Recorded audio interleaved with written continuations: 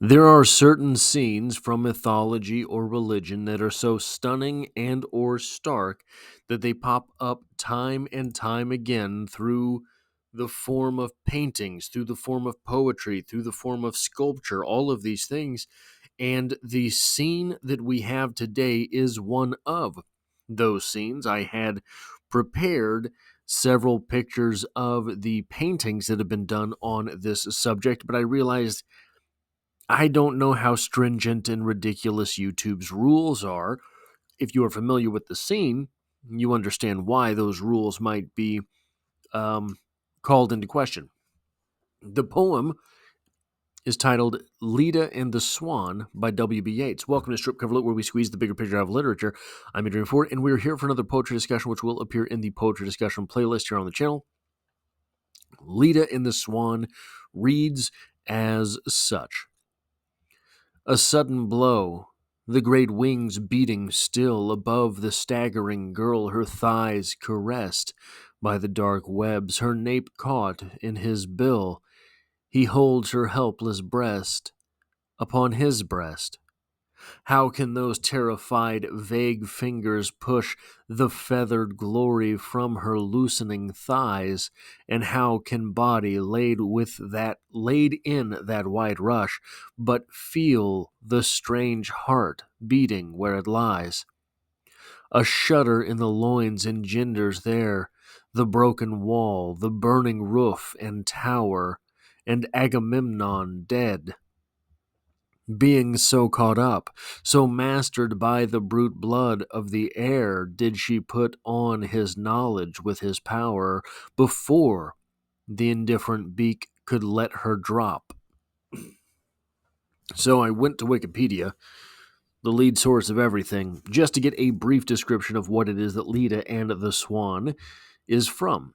Leda and the Swan is a story and subject in art from Greek mythology in which the god Zeus, in the form of a swan, seduces or assaults Leda, a Spartan queen.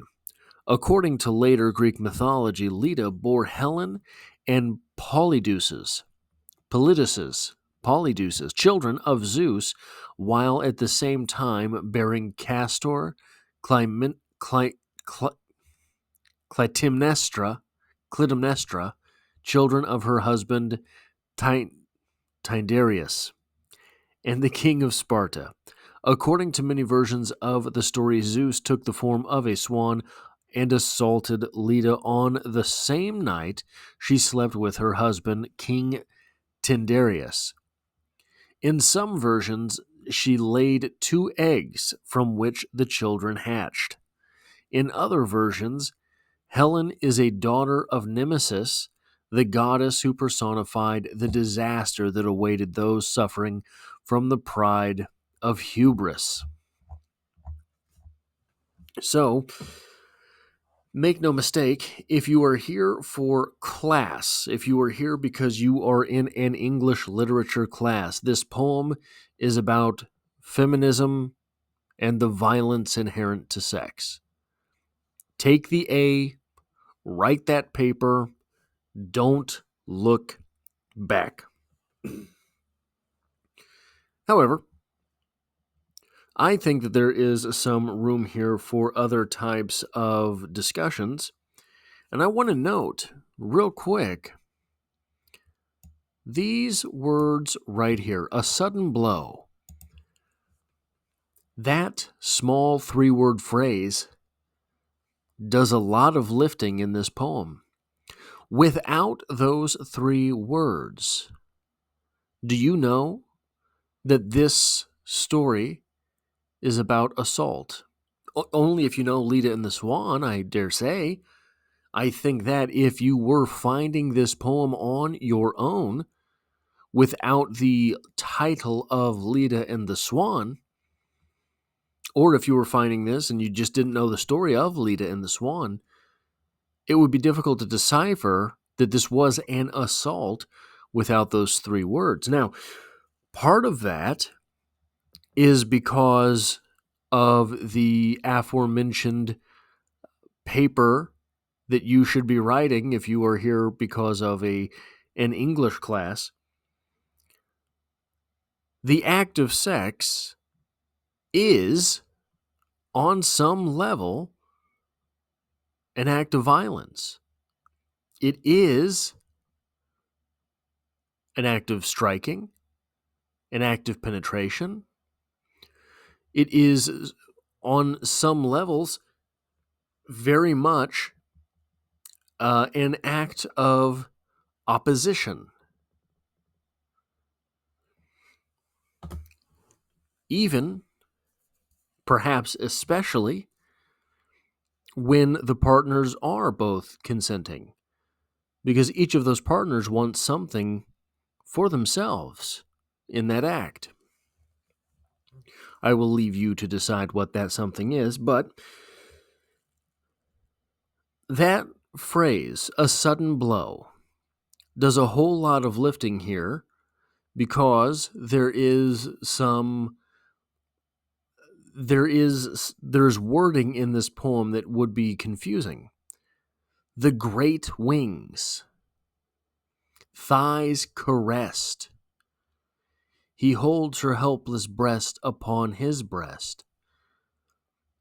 Those things don't feel combative. How can those terrified, vague fingers push? Terrified, in this sense, that can mean the same thing as nervous to a great extent. So I think that first phrase, a sudden blow, that is the phrase that lets everything else fall into the sort of role of assault in this poem. But let's take a step back. Yes, that's what's going on here. It is an assault.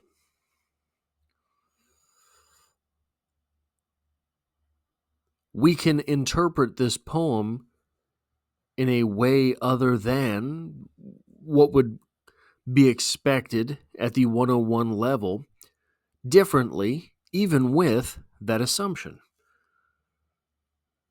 Zeus, represented here by a swan. Swans love.